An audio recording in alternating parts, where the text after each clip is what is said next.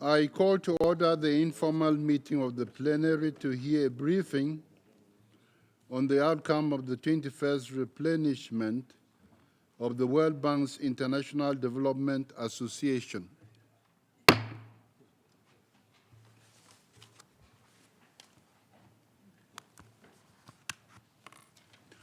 Excellencies, distinguished delegates, ladies and gentlemen, good morning. It is my honor to convene this informal briefing on the outcome of the 21st replenishment of the International Development Association. I thank Mr. Axel van Stroutenberg, Senior Managing Director of the World Bank, for joining us today to outline the bank's priorities for channeling development finance to those in most need. As one of the largest sources of development assistance, the International Development Association helps many of the world's poorest countries respond to complex global challenges and improve development outcomes. As called for in the Pact for the Future, I am pleased that during its 21st replenishment cycle, an historic $23.7 billion was pledged. Thanks to the association's leveraging, these funds will generate a total of $100 billion in financing, the largest replenishment ever. This funding will support a total of 78 countries, enabling them to invest in everything from health and education to water and sanitation, climate resilience, infrastructure, and institutional reform.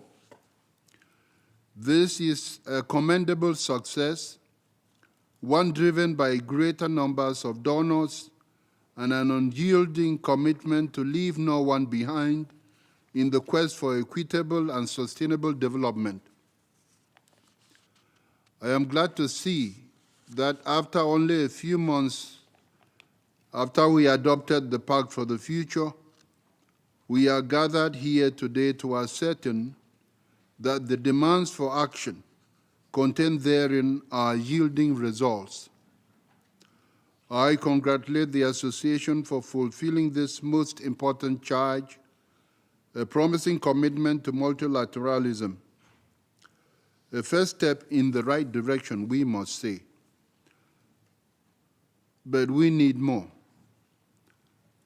And I call for greater ambition and a sustained increase in contributions to the association through to 2030. Indeed, the Pact for the Future also recognizes that multilateral development banks are critical to increasing countries' access to finance on affordable terms and helping to unlock private sector investment.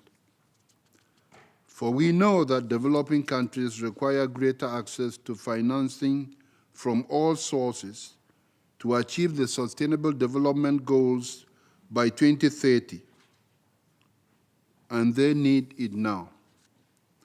Many are facing, developing countries, acute unmet financing needs. Capital flows are falling.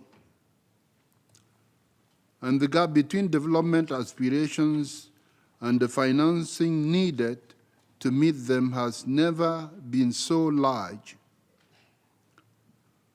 For in every 10 people on the planet, an astonishing 3.3 billion individuals live in countries where governments are forced to spend more on interest payments than on health and education. This is morally unjust and structurally inefficient. It is a collective failure and it simply must change. Developing countries will need between $2.5 trillion and $4 trillion annually to achieve the Sustainable Development Goals by 2030. Mobilizing sufficient financing is not only entirely achievable, but essential to helping them close the gaps and bring the Sustainable Development Goals back on track. The 4th International Conference on Financing for Development in July this year will offer our next historic opportunity to ensure adequate, predictable, and sustainable financing for the Sustainable Development Goals. We must use it wisely to close the credibility gaps and rebuild trust in multilateralism. I am confident that together we will translate the commitments contained in the 2030 Agenda for Sustainable Development and the Pact for the Future into meaningful action in the countries where the people need it most. I thank Mr. Van Trossenberg once again for his valued presence here today, and I look forward to his briefing on the Association's replenishment for 2025. I thank you.